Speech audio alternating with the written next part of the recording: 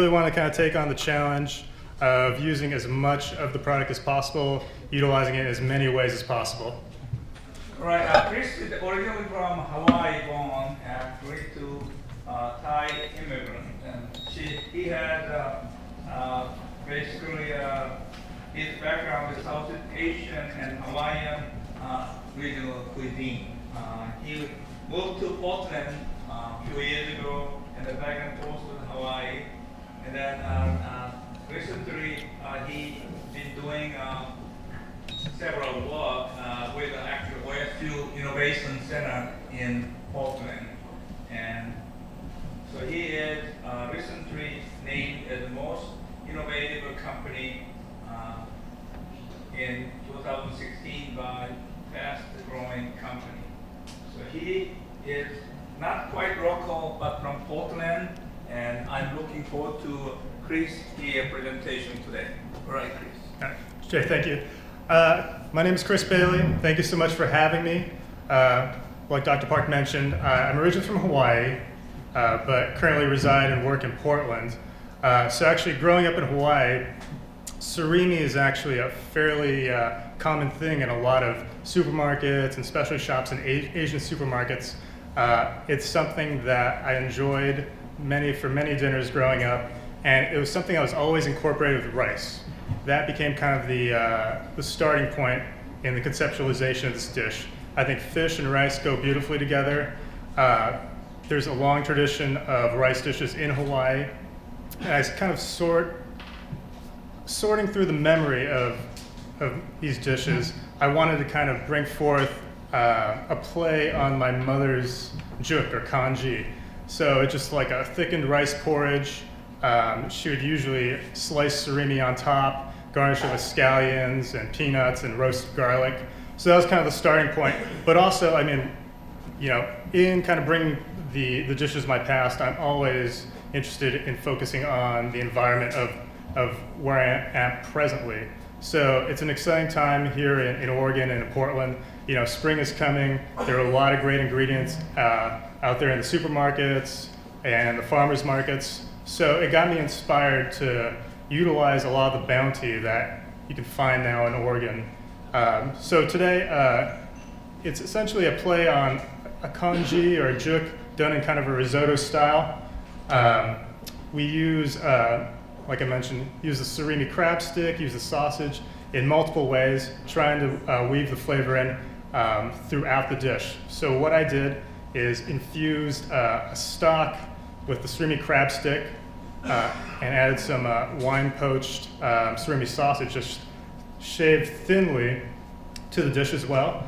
And we made a surimi butter, and we fold that in with green garlic, and we made a powder of green garlic on top. So it's surimi on many levels and Oregon on many levels as well. So to get started, I've got some oil in this pan. Just gonna toast my rice really gently. So I have a short grain rice. It's arborio, but I've also worked with sushi rice as well. So let's get that going.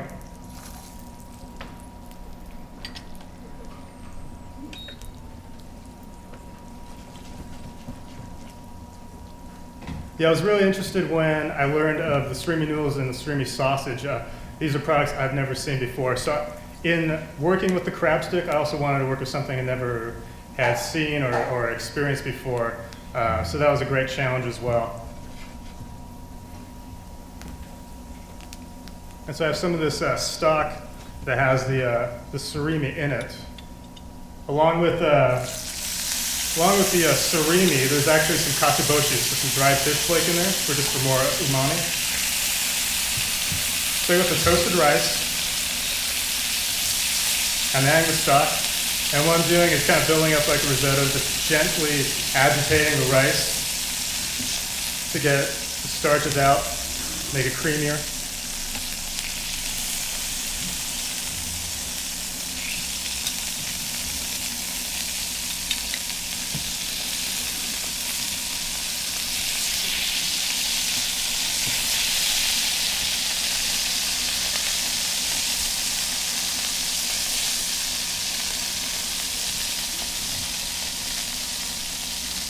So there's a crunch element to the dish, what I did is got some morels, fried morels, dehydrated surimi, which really intensifies the flavor, some puffed rice, and essentially made like a savory granola to go on top, just for some crunch. So it's a very conceptual dish, riffing on a classic childhood favorite, but I really wanted to kind of take the challenge and showcase the surimi in as many ways as possible, and kind of bridge the gap between my upbringing and a lot of what I do today.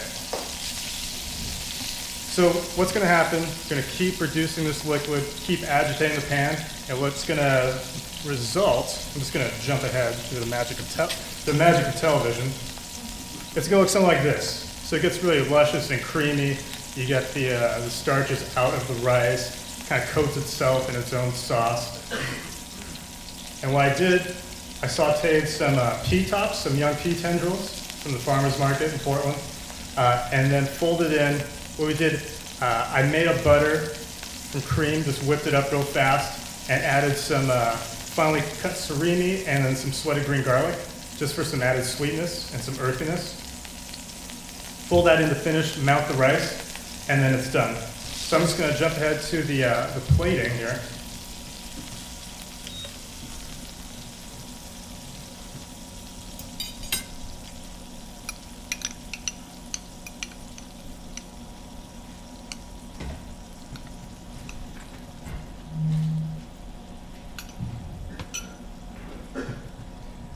So you can see, so here are some of the pea tendrils. This is also the surimi sausage that was shaved really thin and just gently poached in some wine. That liquid actually went into the rice, but we're also finishing up with that thinly shaved sausage as well.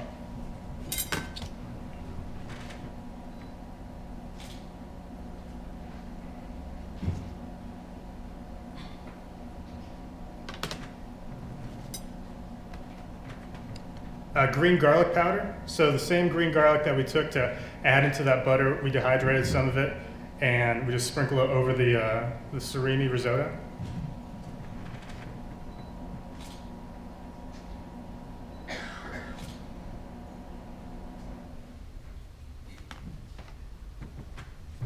Some thinly cut scallion and also some kale flowers, because they're coming to bloom.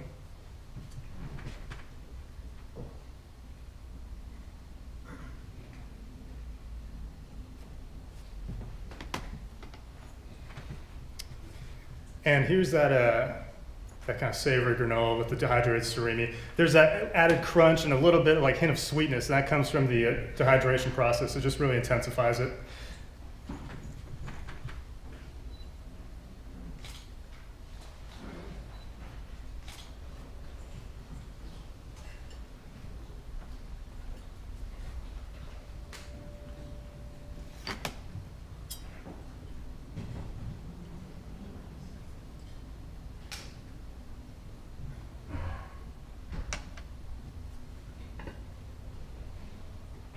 All right, and there you have it.